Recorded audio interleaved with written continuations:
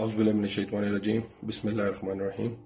मैं आप सबसे बात करना चाह रहा था आज आपके सामने जो इस वक्त मुल्क के हालात हैं, जो जबर और फिस्तायत का निज़ाम कायम है।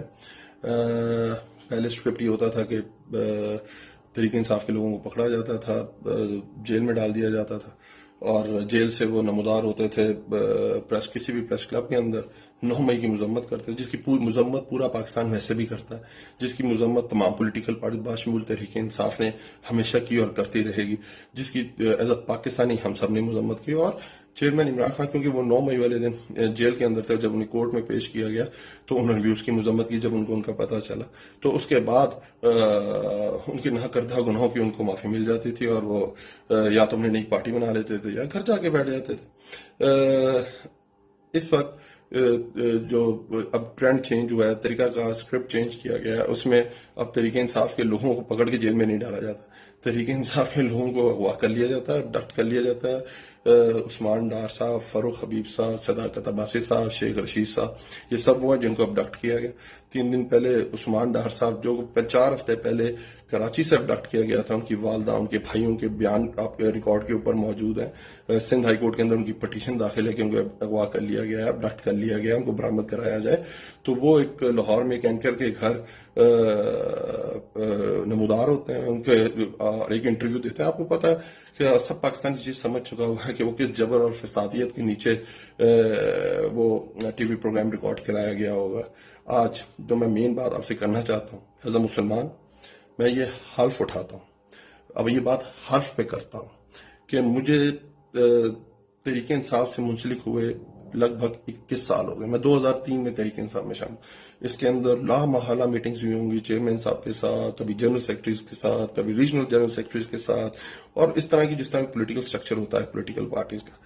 आज तक चेयरमैन तहरीक इंसाफ ने कभी भी किसी भी तनसीबात पे, चाहे वो सरकारी तनसीबात हो, चाहे वो मिलिट्री तनसीबात हो, या चाहे वो प्राइवेट तनसीबात हो, कभी भी चलाओ घिराओ तोड़ फोड़ की कभी भी कोई इंस्ट्रक्शन, कभी भी कोई मशवरा, कभी भी कोई ऑर्डर आज तक नहीं दिया। वो हमेशा जो बात करते थे वो अमन की बात करते, और वो जो बात करते थे अमन की, वो उसका ट्रैक रिकॉर्ड साबित करता है।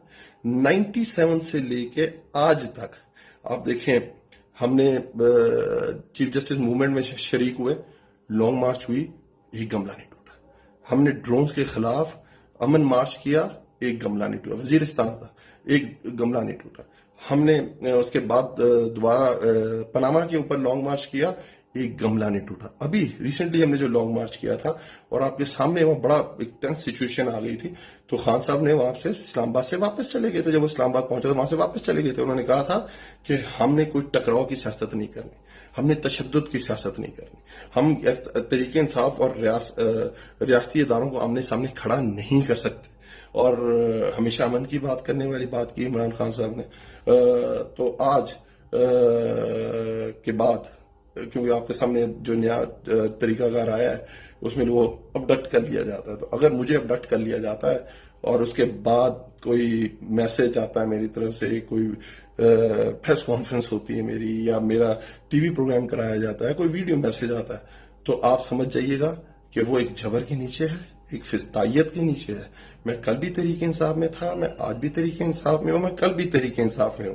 हम पाकिस्तान को आगे ले जाना चाहते हैं, हम पाकिस्तान के मसाइल खत्म करना चाहते हैं। आए मिल के हमारा साथ दें, और इंशाअल्लाह ताला वो दिन करीब है जब खान साहब इज्जत के साथ बाहर आएंगे और हम एक नया पाकिस्तान हासिल करेंगे। बहुत बहुत शुक्रिया। अस्सलाम वालेकुम, मैं हाफिज फरद अब्बास अल्लाह को हाजिर नाजिर जान के हल्फन बयान देता हूं कि ना इमरान खान साहब ने कभी मुझे कहा, ना इमरान खान साहब ने कभी मेरे सामने किसी को कहा कि आपने पुरतशद्दुद एहतजाज करना है, पुरतशद्दुद जलसा करना है, पुरतशद्दुद जुलूस निकालना है, या कोई हंगामा आराई करनी है। और मैं ये बात वाज़ेह कर देना चाहता हूं, न मैंने कोई पुरतशद्दुद हंगामा या एहतजाज किया, ना मैंने किसी को कहा कि आपने पुरतशद्दुद एहतजाज करना है। मैं अल्लाह को हाजिर नाजिर जान के कहता हूं, न किसी सरकारी इमलाक को, न किसी निजी इमलाक को नुकसान पहुंचाने में या उसको तबाह करने में मैं मुलव्विस हूं।